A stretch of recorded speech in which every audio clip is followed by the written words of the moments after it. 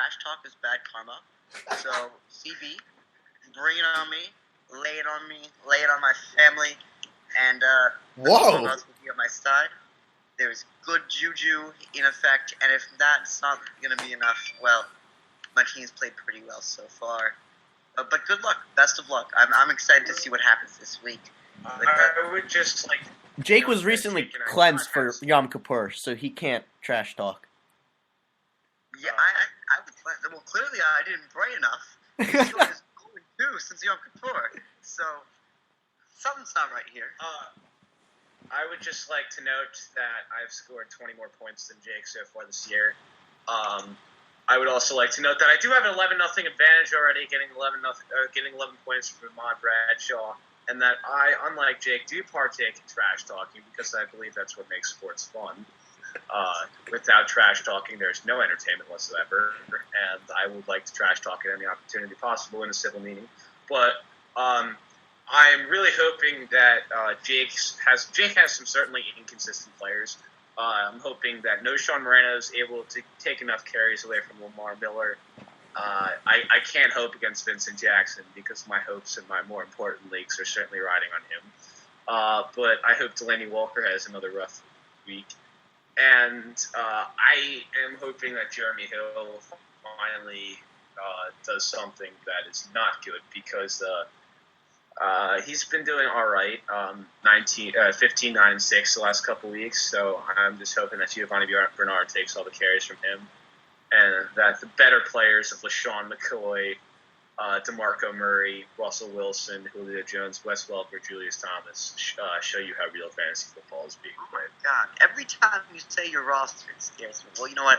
Listen, you might find that it's really all about trash talking. Trash talking is fun, but I think winning is fun. So we'll see who's getting the last laugh by Tuesday. Jake, do I need to go in? My dog Packer is supporting me. Hold on. I'm the one holding the fort down. Just give me a second.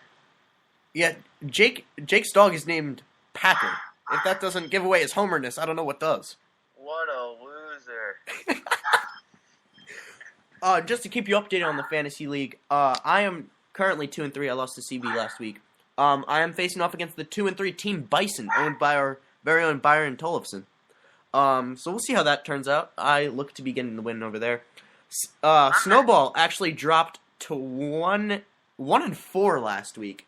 So now he's currently down 25-7 to Giovanni's Mafia. That's Kevin Lindsay from SBC Boston, if you guys don't know him. And now we have Jake back with his homer-named dog. Anything else, Jake? Anything else? Well, I haven't actually taken a look at my lineup yet. My lineup is not set. I have Michael Floyd, Greg Jennings, Chris Johnson, Philip Rivers, Torrey Smith, Greg Olsen, and Jarek McKinnon on my bench right now. So I think anything could happen. Do you want to hear a real bench, Jake? It's Drew Brees, Toby Garrett, Marcus Colston, Josh Gordon, Mark Ingram, Hawkins, and Sean Moreno. Toby Gerhardt. Do you say Toby Garrett? Toby Gerhardt. Toby Garrett, owned by CB Gerhardt. Hey, it's okay because he's still my seventh round. All right, hold up. What's the line on this game? I'm favored. By how much? He's probably favored by a lot. I mean, look at his team. CB, how much are you favored by? Me and Snowball are going to make our picks. I think I'm favored by 6. Oh, CB. That's it? All right, Snowball, who are you taking? CB. CB -6? I'm taking Jake Liker +6 at Bang Bang. California Faithful. I don't even get the team name, but I'm sure it's funny somehow. California Faithful? Yeah. Were you not there for the whole name bracket? Yes, he was there. No, I remember Dang Dang. I remember Reveal whatever his name was. Reveal Chukwujekwu. Small fella. It's like Michael Humawanawa. Hunawanui. By the way, I'm recreating a college football one in honor of the college football bracket. You guys will be on the committee. We'll have a big Infinity Sports Network celebration right now. At least one player from every single team will be in this tournament. Fair enough. Looking forward to it. Thank you. All right. Thanks for having me. Jake, we appreciate all the work you do for this program, and I hope you don't take defeat too horribly this weekend. I never said he would win. I'm just taking him +6. The Dolphins next week, or I'm not tomorrow, or I'm not going to be happy. They're my suicide picks, so they better. And I have Aaron Rodgers in my other league, so they better. All right. Thanks, Jake. We'll see you later. See you. All right. So now, I would just like to note how Jake is miraculously 4-1 after we all deemed that Jake had the second worst team in the league after the draft. he did have a horrible team. That is important to note. I would like to give him props for turning his team around. Yeah. Good for Jake Liker. All right. So we are going to move on to college football. I'm going to run through the scores real quick. But after that, we're going to talk some rankings. So starting off, yesterday we had Stanford beat Washington. Number 25 Stanford beat Washington State 34-17. Duke upset number 22 Georgia Tech 31-25. Number 16 Oklahoma State 27-20 over Kansas. And we're just talking to Jake, the Bruins fan. We had number 12 Oregon beat number 18 UCLA 42-30. That's a tough one. And we had the Red River rivalry today. 31-26. Number 11 Oklahoma beat Texas. That's actually closer than I expected. But I guess rivalry games just bring out a whole nother side. Number 8 Michigan State over Purdue 45-31. Purdue is actually the alma mater of Kyle Orton, a.k.a. the best quarterback in the AFC East. Right, Snowball? Right. All right. See, he's just sick of me, so he's agreeing. Number 6 Notre Dame, who's surprisingly 6-0. I didn't see that one coming. Beat North Carolina 50-43. And then Mississippi State, Auburn went final. Number 3 Mississippi State beat number 2 Auburn 38-23. Mississippi State looked really good in that game. Even by playing terribly and turning the ball over a lot, their offense was able to move down the field pretty well. And even with Dak Prescott actually turning the ball over, they had a terrible decision on a fake punt and then muffing a a punt return. That offense looked really good, and I said this when I saw them play against LSU. I think this is the best team in the country.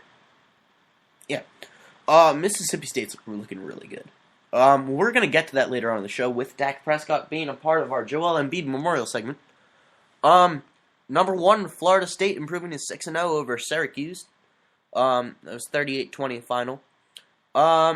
Later on tonight, we're gonna have number 3 Ole Miss playing Texas and number 14 Texas A&M. That should actually be kicking off soon. It's scheduled for 9 o'clock. It's 9:08. So we'll see about that. And then we have USC taking on number 10 Arizona at 10:30.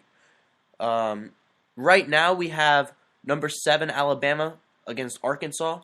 That's with 7 minutes left in the fourth quarter. Alabama's up 14-13 over Arkansas. So we'll see how that turns out. We'll get you a final before the show ends. Then we have number 19 East Carolina. They're losing to South Florida right now, 17-7. About a couple minutes into the third quarter. And also, I don't know why they're towards the top of the scoreboard, but my Georgia Bulldogs, number 13, shut out Missouri, number 23 Missouri, without Todd Gurley today, 34-0. And then the thriller of a game that was Baylor-TCU. Baylor was down, I believe, 3 touchdowns in the second half. They came back. They came all the way back, ended up winning 61-58. So that was number 5 Baylor over number 9 TCU. Rankings are going to change drastically this week. And they already did last week. So we're going to take a look at the rankings. As of now, obviously they're going to change a little bit because Auburn lost to Mississippi State. Alabama may or may not lose. Missouri lost. So we're just going to focus. Honestly, any team, I don't understand how Missouri was ranked. Any team that loses to Indiana, regardless of your conference, does not deserve to be ranked. And it showed that they were not deserving of being ranked, losing a Todd Gurley-less Georgia team bad. Yeah, it was horrendous. I felt bad for Missouri watching that game, honestly. So we're just going to run through the rankings, and then, I don't know, if there's anything you guys see that's messed up, or really shouldn't be that way. And then maybe if we're feeling like it, we can make some outrageous, premature playoff predictions. So obviously, number one, Florida State. They improved to 6-0 today, I believe. I'm going to be interested to see how the whole new Jameis Winston investigations play out, though. I always thought that trial was mishandled, and I think there's going to be more severe penalties coming for Jameis Winston stemming from the rape allegations. I think we're going to see more of a Pete Carroll, Chip Kelly kind of thing, because I don't think he's going to be punished this season, and he'll probably be out of college by then. So he'll probably get away with it. Even legal ramifications, if he's not in jail or something like that by the end of this whole scandal. Well, wasn't he initially found innocent? Yeah, but now there's a whole mistrial and stuff like that, and how Florida State has handled the whole thing, and right. I just don't see it ending well for James. All right, so we'll see how that turns out. Honestly, I don't think there's definitely not going to be anything this season. We'll see about next year, but again, it's probably not going to be any NCAA ramifications, only legal issues, because he'll be out of there by then. So then we have Auburn's going to be falling. So you can only assume that Mississippi State's going to move up to number 2. They beat. I think they're the number 1. I think they should be ranked first. The quality of their wins, they beat Texas A&M, who plays Ole Miss tonight. I think that's going to be a very intriguing game. I'm intrigued to see how that game plays out, so we can compare some of the teams. But they destroyed the number 2 ranked team in the country. Basically, they're up 21-0 on them. They beat Texas A&M pretty badly, who everyone thought was really pretty good. They beat an LSU team. Even though they're falling, they're still really good. Florida State does not have any quality wins really, and just 3 straight wins over top 10 teams for Mississippi State. I don't see any reason why they shouldn't be ranked number 1 overall.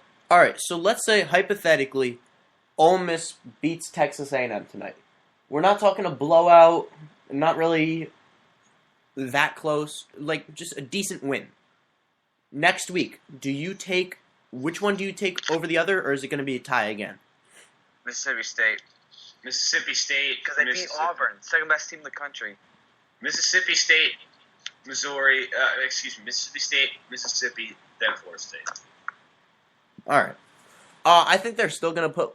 I'm not saying it's right, but I still think Florida State's going to end up being ahead. Probably, Just because they're the defending champs. That's really how it works in college football. And I don't. Their Heisman winner. I don't agree with it, but but they don't have this year's Heisman winner in Dak Prescott. That is a good point. And I'm not ready to give it to him yet because we'll see how Todd Gurley is if he comes back, which I'd like to think is soon. Number 5 we had Baylor, and they beat TCU today. So, are they staying? Or are they getting a little bit higher? What are you guys thinking? Because it was a close game. Is Baylor staying in the top 10? You mean? They're ranked number 5 this week. Maybe 5.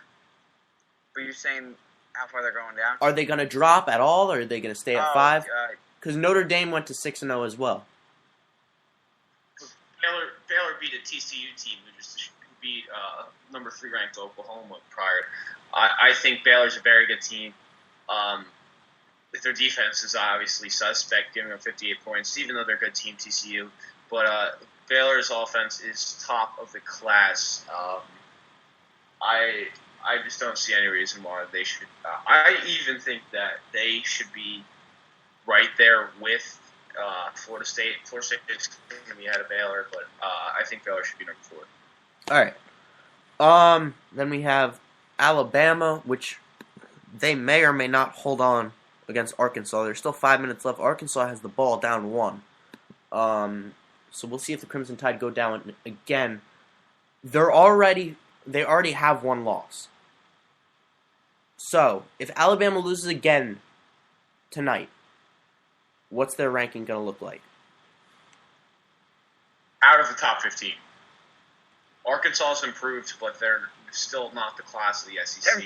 Alabama's been pretty look in that game because I was watching